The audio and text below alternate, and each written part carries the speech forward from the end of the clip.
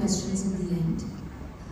We'll now move to the next speaker, and that is Dr. Sofra, and she will speak on the zero crack, the blind spot, and body sculpting that undermines health toxicity and inflammation. Over to you, Dr. Sofra. You're the ideal person on the stage for this session. Thank you for inviting me, and we're going to be talking about the problem with visceral fat and why it's the black spot in body sculpting. I have no conflicts of interest, and this is a kind of a cartoon diagram, really. Skeletal muscle, you can see the visceral fat in green. Actually, the visceral fat invades both the muscle and the vital organs, which is why it's so dangerous. Now, there's different fat cell types. The brown cell is the what metabolizes. You see, all the mitochondria are in the brown cell, and the least mitochondria are in the white fat cells, and that is what the visceral fat consists of. So it doesn't metabolize, it just sits there. And that's why exercise is so difficult to remove it, or it cannot be removed with anything else. Now you may say, well, I'm skinny, you can still have visceral fat even though you are not overweight. The problem, the most important problem with visceral fat is that it's like a toxic waste dump. It's like a garbage, pretty much. And this is all the toxic substances in visceral fat. I'm not going to go through it more thoroughly.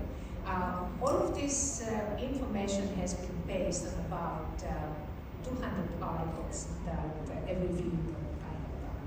Now, visceral fat and cardiovascular toxicity, you can see how the heart rate increases, how the systolic and diastolic rate, the heart becomes toxic. Why? Because the fat invades the vital organs. And there is a lot more problems than that. It's the low-grade inflammation that creates all kinds of diseases, and that is involved with hyperinsulinemia and estrogens. And the estrogens, the growth factors, are basically interact with each other to create the IGF signaling that is incorrect and creates the cancer. And cancer is basically disturbed communications. Now, it's not the exercise that gets you slender and fit. It's the hormonal balance. And that's something that I would like to kind of emphasize today, because that's what I would like to kind of give you.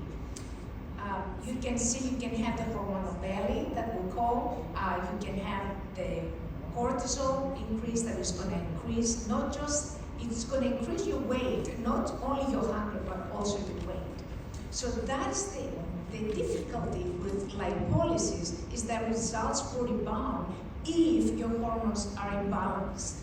And then we have the leptin problem. Leptin is an anoxygenic hormone. It basically stops you from eating, but there is a leptin resistance, so you can have too much leptin in the system, but not a signal of the leptin. So the leptin is there, but it has lost the signal. It's using high sensitivity, and you have very good regulation and not hunger, but you have a low sensitivity and you're starving.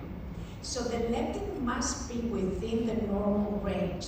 You can have hypolipidemia, that means you're gonna starve, you're gonna be starving and you're gonna put on weight, or you're gonna have hyperlipidemia, which happens with diabetes. That means they have too much leptin in their system, but no signal.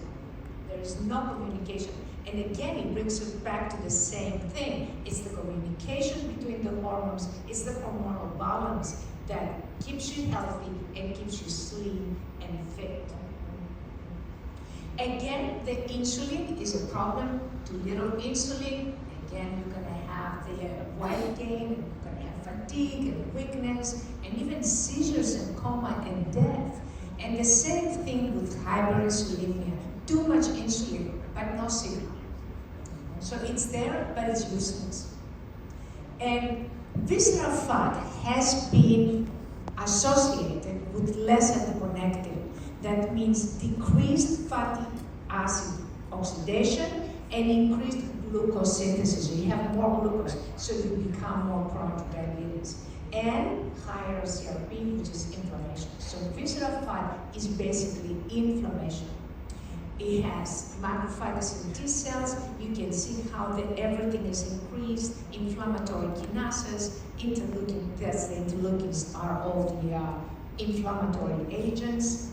And visceral fat is intestinal inflammation. So as you can see, look at all the M2 macrophages that is associated with cancer and how much there are in the creeping fat. So it's the creeping fat that is associated with the visceral fat that creates the illness and the disease. So the problem with lasers and lipolysis is that they don't reach visceral fat. You cannot, because it has invaded the vital organs, and you cannot basically create lipolysis there because you're going to damage the vital organs.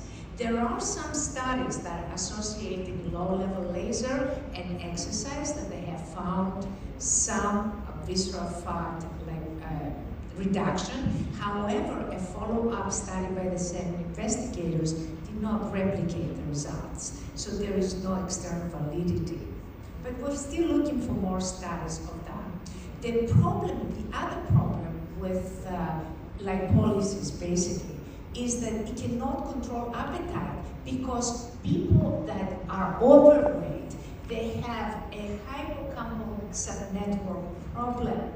Is there dysregulation in that area of the brain? So that cannot get fixed. And of course, you can have, we looked at different treatment groups, group 1 and group 2, and you look how the leptin is increased in the is that they have too much leptin but no signal. The glucose, of course, is increased. Insulin, same thing. And then the adiponectins, the apolipoproteins are also dysregulated. So the A1 is going to increase the cholesterol, and the apoliponectin B is going to increase again the cholesterol.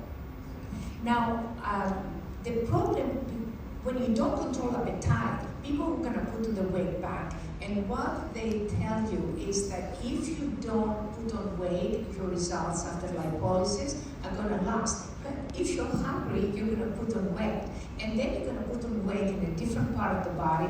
This is an example of a lady that we did with a different technology, before and after, just one treatment. But you can see immediately we would sort of start shaping the body. And you cannot decrease insulin resistance with lipolysis. You cannot balance the leptin. And then you have another very, very important effect, and it's like a memory effect. You take the fat out. You say, I want to get rid of the fat. Okay, you take it out, but then what? You don't change the functions of the body, and that is the most important thing that has to change for the results to not rebound. And the other very interesting thing is a lipolytic effect, or lipolysis, increases the expression of inflammatory genes. And when that happens, the inflammation will decrease the effects of the lipolytic effect. So you have this vicious circle. But instead of talking about visceral fat, let's talk about fatty liver. And everybody over 45 will have fatty liver.